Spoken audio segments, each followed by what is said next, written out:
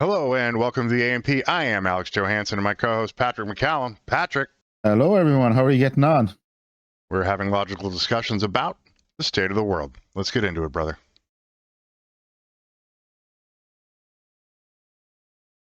Hey, Patrick. How are you getting on? We're back for round two. We are. I had to make some microphone adjustments, but I think we should be good. Yeah, you've upgraded your microphone actually recently enough. I did. And thank you for the contributions fancy new microphone from our fine listeners with the $0 I've made so far to help me with that. It's all about the art, you know that. It's all about the craft. Is that what they say? Well, you know what? I'm not really doing this for the money. Like, I could really care less. No. Like, as I say, it's in here. Well, the thing is that I want to have a voice out here. I want to put my thing down. I got some things to say. This is the best place to do that. I don't own my own radio station, nor do I own a TV station or any of those things. So I have to do it. We're not Tim Pool. No. We don't have Tim Pool backing or money. No, we don't. So no, we just want to put our thing out, and it's a really good message. Exactly. Yeah. And, we're having fun. That's what YouTube, I think, is very important. I think a lot of people forget.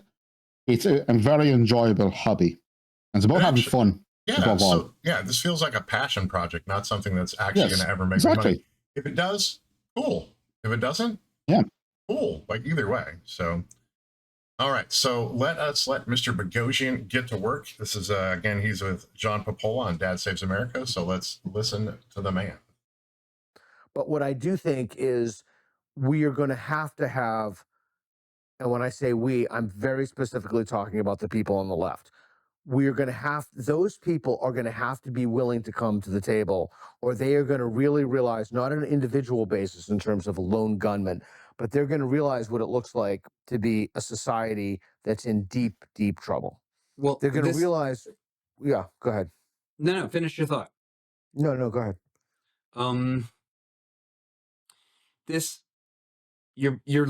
What you laid out reminds me of something that is like a slightly hyperbolic thought, but that I want to put forward to be taken seriously and maybe beaten down. Has the left, and by the left I mean those who believe in revolutionary change as the path to a better world. Right. So when we watch James Lindsay, he talks about it's always appropriate in Marxist theology, or theology is probably actually the right word, anything that furthers the possibility of the revolution to achieve the goal, right? So that's what he's bringing up. So you can say anything or do anything in service to the goal of ensuring the revolution takes place to achieve the goal of utopia, right? So that's where his question's coming from. And we saw this when we did the episode on communism with Dad Saves America, which is why you can understand why he's framing the question the way that he is. Yes, it did. I think he's right. It is like a cult at the moment. It operates, I think, more like a cult than a non-religious religious fervor. Yes, and it's very, very cult-like in a lot of ways. It has its charismatic leaders, and so on. No outside opinions matter. It has all the hallmarks without a cool name for the cult. But well, the thing that it does is it others people in a really bad way. They have their own rituals. What's that? Oh, is that black lady? What is her name? The one that is working with PragerU. Anyway, she said she used to be far left, and she was in Florida with her mom, and they would go to meetings, and everybody would stand up at the front of the meeting and say, my pronouns are this, and this is my thing, and I don't like it when people do this. So they would put a restriction on the meeting, right? You can't say this kind of thing or that. I'm like, why don't you just get Robert's Rules of Orders, run it just like that? So if you don't know, when you run a meeting, the guidebook for that is a thing called Robert's Rules of Order. It dictates who talks, when they talk, why they talk, who has the gavel, why they have the gavel, all those kinds of things. Like I say a thing, somebody seconds it, it goes into the minutes, There's this process. It's a formal process for running a meeting. Theirs was very ritual in the fact that they would say, X thing offends me, don't bring it up, right? I've seen a couple of those videos over the years, and I saw one recently enough about the Communist Party of America meeting. God. When you're by the way, when you're researching a lot of these videos, YouTube shows up some really weird things. I'm just saying. It was obviously a guy went in with a camera, and it was run the same way as you just said it there. Mhm. People stood up in the front, gave their pronouns, their trigger points, so on, safe rooms, the whole 9 yards. And I was sitting there watching this going, are these people just... Well, then you never get to crazy. anything of substance in the meeting either. No. It restricts the ability to say, here's our policy, here's how we're going to foment the policy, this is the thing we're going to do. You never get there. You only get to, oh my God, you've offended me. But we're on the same team. So if we're on the same team, then we should have the same goals and should be able to talk about them to achieve those goals, right? Yes. I'll be honest, it was quite funny to watch it. I'm sitting there. That poor man had to go through over 4 hours of this meeting. And I think about over 2 hours, if I remember the timestamp rightly that he put up on the screen. It was absolutely ridiculous. They were still going through the audience and their trigger points at that stage. Yeah, I put my finger in my mouth up to my elbow till I puked. That's horrible. Bring up the thing, whatever the concept is. And if you're offended, then leave the room. Whatever. Get out. At the end of the day, just if you're at a meeting, sit down, go to the meeting. If you're going to a gathering like that, I understand why they did it because, they're very touchy-feely, lefty kind of. Yeah, but if I have to pack a lunch, to get through everybody's triggers, like that's not a meeting. That's a ham sandwich, a banana, and a juice box. What the hell? Yeah, this is a whole. You're bringing a survival kit for this meeting, and I'm just saying. All right, let's let Mr. Boghossian respond to John's thing here.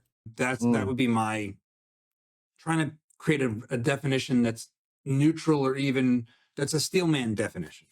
If you're on the left, you believe in revolutionary change towards a better world, what you think is going to be a better world. Are we at a point in the evolution of our society where the left as it currently exists in all of its forms, by and large, serves no healthy purpose? And an analogy I think is useful here in this case is this. As I understand it, there's been work done. Autoimmune diseases are this weird thing that we don't fully understand. It's like this whole category that's always like, well, it's your body's attacking itself. We don't exactly know why. It's environmental, it's genetic, we don't know why. One antidote to a bunch of autoimmune diseases has turned out to be the reintroduction of worms into the body. Johns Hopkins has done work on this. Yeah, especially Crohn's disease. Yeah. Crohn's, alopecia, allergies, a whole bunch of stuff. In fact, and there's been studies. It has to do with a super hygienic society where your system doesn't have to fight any of those things. When they show up, they cause havoc. What's going on with worms? What? So, well, it's worms, but it's also herd immunity. You know what herd immunity is? Yeah, I understand that. But what's the story with worms? It's the reintroduction of worms into the system so that it's in a symbiotic relationship.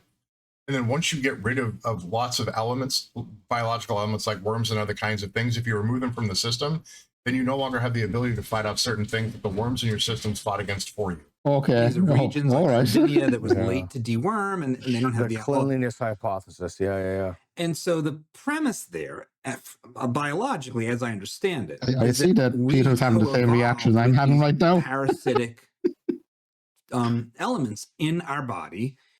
So it's like in our stomach. We have lots of bacteria that's good bacteria in our stomach. Same thing. Yeah, we understand that, but he had the same reaction on screen that I had. When the worms were brought up, he's sitting there kind of going, what? Okay. I understand by the way, about herd immunity and going out in fresh air and exposing yourselves to nature and building up your immunity and so on, which is very important, by the way, in general. I think we've known that for thousands of years. In that our immune system response is used to having them there and is attenuated to fighting them and keeping them at bay. And now that they're gone, now that we live in a clean world, you have this overactive shock troop force that's just like, well, I don't know what I'm going to do now. I guess I'll attack your kidneys. I guess you'll attack your lymph system. And is that the left? Is the left an autoimmune disease from a prior time? Are there no more good revolutions to fight? So those are two different questions. The first question is, if I remember correctly, what is it good for? Is it good for anything anymore? Yeah. And I would say, if you qualify the left as the identitarian left, I would say it's extraordinarily good for something. And by analogy, it's like the Flat Earth Society. So I had John Sargent, I think it's John Sargent, came into my class virtually and gave his best arguments for why the Earth was flat.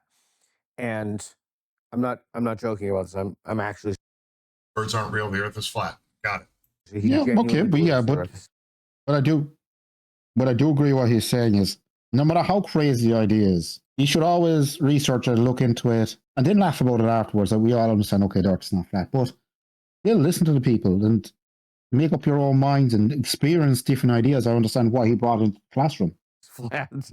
And I had my students, I taught them how to politely ask questions. I taught them how to ask defeasibility questions. How could your belief be false? How to tease out certain contradictions, inferences in those beliefs. So the skill set and the attitude. And I think that strengthened their philosophical thinking. I think it strengthened, it helped them understand why certain principles should be adhered to for epistemological and moral reasons. I think that the identitarian left has given us a great gift. And the gift that they've given us is thoughtful, sane, calm, rational people with a basic epistemological or philosophical tool set should be able to work through these ideas and analyze them. Sure. Right. So in the marketplace of ideas, if we analyze the concepts and ideas, we'll be more able to come to better solutions as a society, right? Yes, exactly. And he's right. You have to give the kids the tool set to understand ideas, to argue with ideas, to find a way of disagreeing with a person with respect. No matter how crazy, as he said, no matter how crazy the idea is, just give them the tool set to fight their corner, no matter what it is. Right, for sure. Well, and that comes with critical thinking. Like, if I can work through the processes with you, then awesome. Let's do that. Yeah.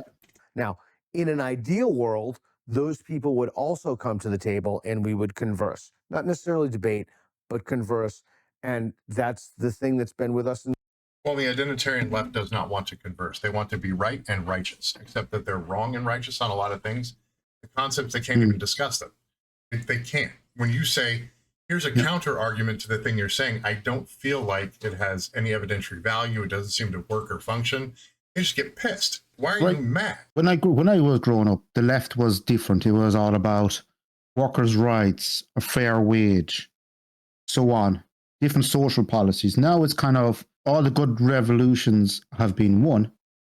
Now they're just looking for a fight. That's a feature, not a bug. Right. So if you look at it in the United States, there was a huge push for gay marriage. Huge push. Yes. Right. That's fine. If you love somebody, marry them, whatever. Like, there's nuances there for sure. Right. But once that battle was won, they had to pick a new thing. The thing they picked was the transgender thing. But again, you get to a smaller window of people who are disaffected, right? And you keep trying to pull everybody up. And that's the equity thing. Like, no, everybody's got to be equal all the time. They're not. Yeah. Right? There's tall people, short people, stupid people, smart people, good-looking folks, not so good-looking folks. Yeah. So if you understand there's a spectrum of people, that's the way it is. Yeah. That's why somebody gets summa cum laude from Harvard and I went to a junior college. I'm not the smartest guy on the block, right? Or financially, I just couldn't make it, or my parents made too much money and I couldn't quite get a scholarship, whatever it was, right? I fell into somewhere middle range. Somebody falls into a middle range, right? I'm just an average Joe. Just an average guy. But there are people who are smarter than me and people who are not quite as smart. They're not less of people because they're not super geniuses. I'm not less of a person because I'm just a middle of the road kind of guy. And what I find sad about a lot of the, as I call it, the new left, is once they have a battle won, they just keep looking for a new battle all the time. That's a feature, not a bug, and it has to go with the whole. And I understand. As I say, years ago it was great. They brought in some fantastic things in different countries, but I think they have lost their way in a lot of ways. They don't argue ideas anymore. They just roar at people or threaten people. Or the left has a lot of good wins in their belt, as you could say. Right. Well, the thing is, political they brought, as you say, they brought in same-sex marriage in my country, in your country. They did a lot of good, but now they're causing a lot of harm. If the cause has merit, great. If the cause doesn't have merit, get off the horse, man. Quit riding it. Like, it doesn't do anybody any good. Once the battle is won, just move on. That's it. Stop whipping the dead horses, they say long ago. Well, I get it. But the thing is that it's a feature, not a bug. They have to continue to fight for something, right? Because otherwise the funding will dry up as well, which is very important. Yes, and that's the bureaucratic backlog, and that is the creating problems that don't exist and getting funding for problems that don't exist. So, all right, here we go. Exactly. Socrates, dialogue, discourse, but we don't have that world. So we're left with those static, perhaps written arguments to look at those. And again, the only way to really make that work is you would need the left to kind of defend those ideas again, but they're unwilling to do that. They just put them out as these apodictic moral pronouncements. This is true. Believe this. You don't believe this. You're a racist. What is right? And we'll go back to it. That's when violence becomes the right answer, because once you make those declarative statements of what truth is, and someone says that's not truth, then violence. Because you were allowed to, from that perspective, especially that religious, non-religious fervor, to affect change any way you can. If it is by physically stopping a person from talking, either immediately in the moment or permanently, then that becomes acceptable because you've othered someone for not towing the party line. Big time. Truth. And we see it more and more. A lot of people who say my country and your country, if they speak out against the left in any way, they get absolutely bombarded. Yeah, because there's a complete lack of free speech. No free speech, no free expression, none of that. If you say a thing I don't like, I will bring every... These are the same people who give out about their freedom of speech being stopped or curtailed and so on. But they're very, very willing to do it to other people. Very quickly. For sure. And they'll bring everything to bear to destroy that individual's reputation, their ability to earn money or anything. Yeah. Oh, big time. Sometimes when you, as they say, when you go out and about and you're sitting down, you travel as much as I have, you're stuck in airports or wherever, nothing else to do better except listen to people's conversations. People watching, by the way. Eavesdropping. Yeah, so I think we all do. We're all guilty of it, by the way. Don't judge. I think we've all done it. It's how willing, when you listen to young people, how willing they are to go after people online if they disagree with them. Right, but the thing is that's an anonymity issue. When we were kids, you go down to the playground or whatever, you say something wildly individualistic, somebody pops you in the mouth. And then the next time you go out there, you think about it before you say whatever you're going to say, because in today's society, there's anonymity online and there is no negotiation. So we have adult people who are adult children because they've never had to deal with adversity or negotiation at all. And by the way, when people go on about, the online safety acts and so on, online safety acts are there, yes.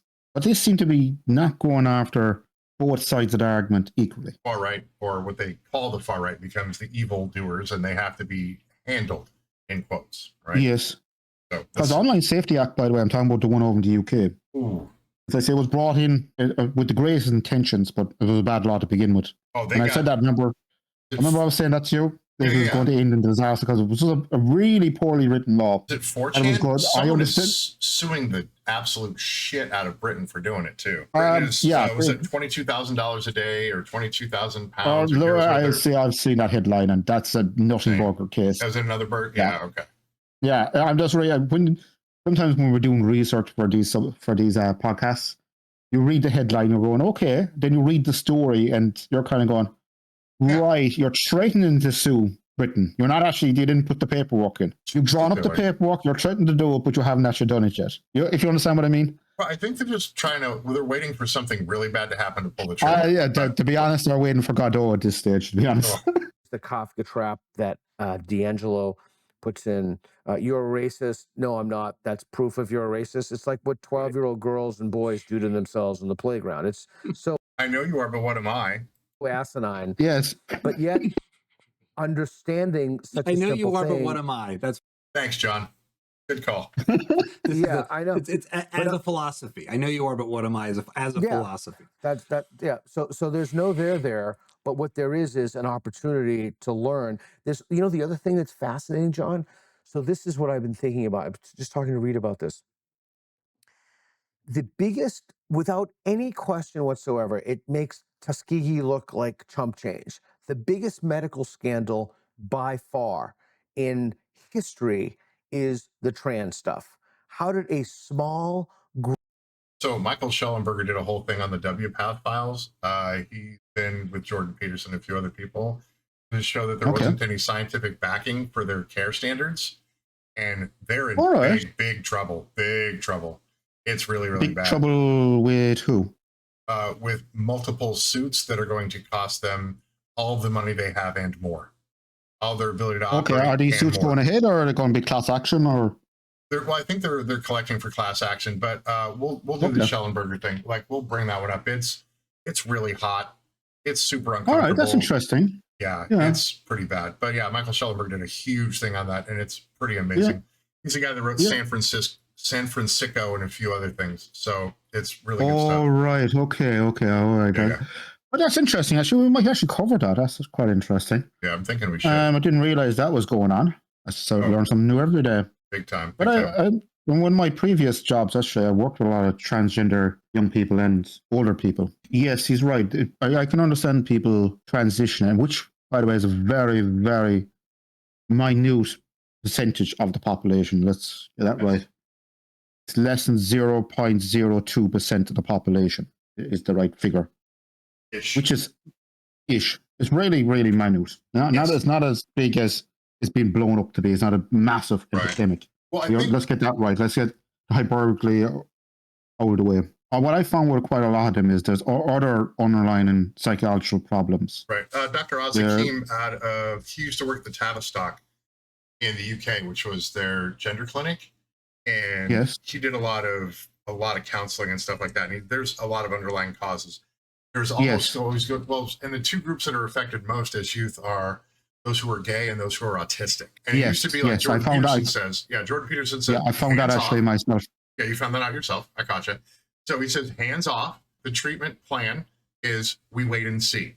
And it may be that you feel weird in your body because almost everybody else around you is heterosexual and you're not. Yeah. Or you're autistic and you're just generally uncomfortable. And when somebody says, here's a solution, you just latch onto it. When WPATH standards of care had no scientific basis, and they've been pushing a lot of this stuff, like they're going to commit suicide if you don't. So you're killing them if you don't give them gender affirming care. Yeah. It doesn't make any sense. The gender affirming care used to be we wait and see. Wait and see. Look, once a person gets into adult over the age of 18 in my own country, say 21 in other countries and so on, once you go into adulthood, if you want to make that decision then, I do not agree with doing transgender under the age of 18. Well, yeah. As people are still developing. For sure. And they don't still coming into their own personality, they're coming into their own cells, they have hormones flying through them, there's 1,000 different things going on. Well, they don't have appropriate agency because the risk reward system isn't developed yet. They don't know. They just don't know. Yeah. And unless they're instilled with a good set of moral and ethical values, then they're going to have a difficult time anyway. There's usually a lot of other issues going on. And one of the other issues that Schellenberger brought up was the autogynephilia thing, which is a super, like, you can't know if someone is that way, which is why they're doing it, which makes things unsafe functional. That is a discussion for... But the way I have always seen this is, once a person turns 18, they can go and do whatever they want. Under 18, you have a duty of care. Oh, for sure. But the other thing is that you shouldn't be forcing taxpayers to pay for that. There isn't anything else that's like that the taxpayer ends up paying for in the United States. We have privatized healthcare, right? Now, in the UK and in Ireland, you guys have national health organizations, right? We do, yes. Right. So at that point, if you have a diagnosed issue, the treatment plan becomes to do wild things, then that's when wild things are done. But if you don't take stock appropriately and you do it to people who don't have agency... Well, the UK is very much like ourselves in a lot of ways, where once you turn 18, then you can sit down and discuss these options. Under the age of 18, it's usually private clinics and so on do it. So our taxpayers pay for once you turn 18 and you go through all this. By the way, it's not like when you turn 18, you go into your doctor and you suddenly can get hundreds of thousands worth of treatment. No, it's a long process, by the way. Oh, for sure. In both our countries. It's not like if they flip a switch and there's a lot of money. No, long process. Now, the problem is a lot of these privatized clinics don't have the same restrictions, which I don't agree with. They should come under the same strict laws that state clinics come under. And that's where the dangerous ground is. And he's right. Because when you see kids under the age of 18, and I've seen kids very, very young going through these treatments. When you give a 14-year-old girl a double mastectomy, that's a problem. Yes, that's down to the parents. And normally these parents usually have a few sandwiches short of a picnic as well to begin with, which doesn't help matters either. And it doesn't seem like those parents are interested in protecting their children. They want to be part of a victim group so they can also feel the power of the victim group, which is bad. Yes, they really want their halo polished. That's hilarious. All right. Yes, so that's what I use. That's the most polite term. I like it. I like it. Here we go. Group of renegades, not even renegades, that makes them too, that props up their status artificially. How did a small group of ideologues capture every major Western medical institution? The whole thing. Surgery, standards of care, WPATH. How did they do this? This is fascinating. But fascinating, we're not Mr. Spock here, right? I mean, fascinating is one thing, but we have to have learned from that so we don't let it happen again. I mean, people, young girls, as young as 12 years old, I was just at an event with Billboard Chris, are still getting double mastectomies for non-medical reasons. How is this? Yeah. So in the same way, so you say, what is the left? Yeah, it is an elective, unnecessary surgery, and it causes very serious harm down the line. They can't develop appropriately in the sex they were born in, and it just causes huge issues. And they always, the sad part is, I was reading a news story there, a person who's trying to transition back, which by the way is impossible in this particular scenario, but down to the parents, really. And this person, it was a really sad story, actually.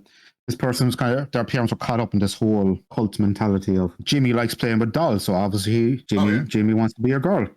That kind of scenario, which is a dangerous way to think about it. It's a wrong conclusion. A person's sexual orientation is very complex. It's not black and white. It's very complex over time. It's, the parents, they went down this track and, didn't end too well. Well, it's horribly unsafe. Like, they don't have agency. They don't know. It's not like they have a wasting disease or they have some other kind of thing that is well understood. And it's understood and has been understood until recently that, no, you wait. Wait and see. Just take your hands off, monitor, see, wait till they turn 18. Mm-hmm. Get them some counseling. Bring them talk to somebody. Counseling. Constantly go through this process until, if they're 100% sure, years down the line, then there's no problem once they turn 18. Years down the line, they turn 18, and they still want to go down this process after so many years of counseling and so on. Earlier you said, that's no problem. Right, no problem at all. Earlier you said there's a lot of hormones, a lot of things going on, and all of us at that stage felt uncomfortable. All of us felt awkward. We're growing into our bodies. I think every teenager in the world goes through the same process as this. Get hair on your back, your chin gets stronger, like, whatever, like puberty hits you, and you're like, wow, this is weird. Of course it's weird. Yes. It's supposed to be weird. You're developing as a human creature. You're a great ape. It just happens to be the process in which great apes go through the process. But then for you to assign some kind of weird value to it and say, well, then I can't be this thing. I must be something else, doesn't make any sense. No, it makes zero sense. Zero sense. Fallacious. It's horrific. And then to have all kinds of very serious invasive forms of care, like treatment plans for diagnosed issues, which before was, wait, see how this turns out. Yeah. Use the Jimmy Carter approach. Just wait a little bit. Just wait and see. Yeah, for sure. All right, here we go. I prefer the identitarian left. What do they have to teach us? Well, how do they do this? Let's learn from this. Let's make sure this doesn't happen again. And if there's something right about it, if they're correct in any of their assertions, particularly their assertions as it bleeds into public policy, then they should be able to defend those assertions. If not, then let them lose at the ballot box. Right. If they can't defend their policies, then the policies are not functional. And if you look at the top 20 cities in the United States that are run by Democrats, which is the top 20 cities in size, they're failing. San Francisco, Chicago, New York, they're failing. They are absolutely failing. Right? Los Angeles, because the public policy is failure. Remember the fire they had when they didn't have the appropriate amount of anything. Bunch of fire trucks sitting because they can't hire mechanics because they won't hire mechanics that can work. They have to check certain boxes. We're watching Adam Carolla. Remember Adam Carolla said, I applied for a firefighter job. 11 years later, I got my chance. I was behind a nice lady and I said, hey, when did you apply for the job? She said, Wednesday. So apparently a function that could be done in 15 to 18 business hours took 11 years for one guy, 3 days for someone else. Right? Yes, that's I remember insane. I remember watching that video. It's interesting to see because if you look at the statistics I brought up about 20 failing cities, the top 20 Democratic, because when you split them by party, it's kind of 50-50, really. You have 20 cities failing under Democrats, you have 20 cities, 20 plus failing under Republicans. A lot of major cities have really bad managers. Yes, all across the United States, by the way. Right, and it's not just Democratic cities. Become a DEI thing, and then cities have been run by Democrats for 6 or 7 years. Bad. Yes, and I know they're hyper-focused at the moment in democratic cities, but a lot of cities in the United States are falling behind.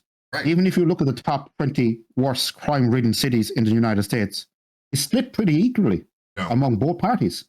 Both parties are guilty of having badly run cities, right? But because not they that put bad managers in charge. But not that statistic. But the manager problem is a DEI function that is forced on all cities now because it becomes public policy.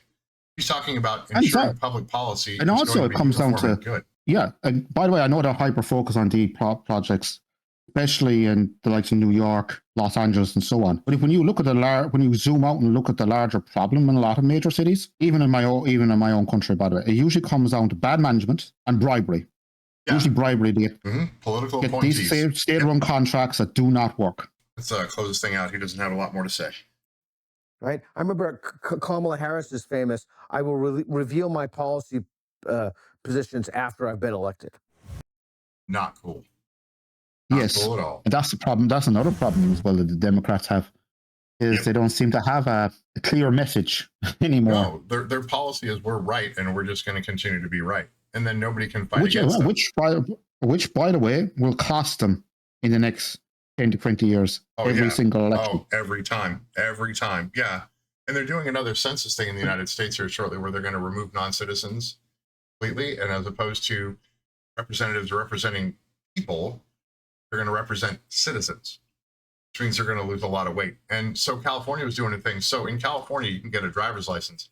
As soon as you get a driver's license, you can then identify as Republican or Democrat, and then you're part of the process, citizen or not. And by the way, we have the same policy when it comes to our local elections over here that people don't realize.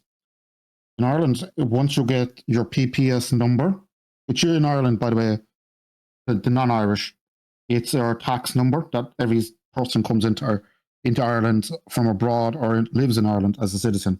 You get assigned a tax number. I presume you have the same over there, don't you? Tax number? Social security number. If you're a business, you get a thing called an EIN. Yeah, basic security number, your citizen number, whatever you want to call it. We have the same policy here. Now, once a person gets a PPS card in Ireland, like the driving license problem in California, they can vote in local elections, even if they're non-citizens. A lot of people don't realize is a lot of the local county councils in Ireland, recently, the county councils were voted in by non-Irish. That's going to get really bad results because then citizens are not going to get the things that they have voted for. Patrick McCallum, I am Alex Johansson. Ring the bell. Help us beat the algorithm. Please subscribe. And are out.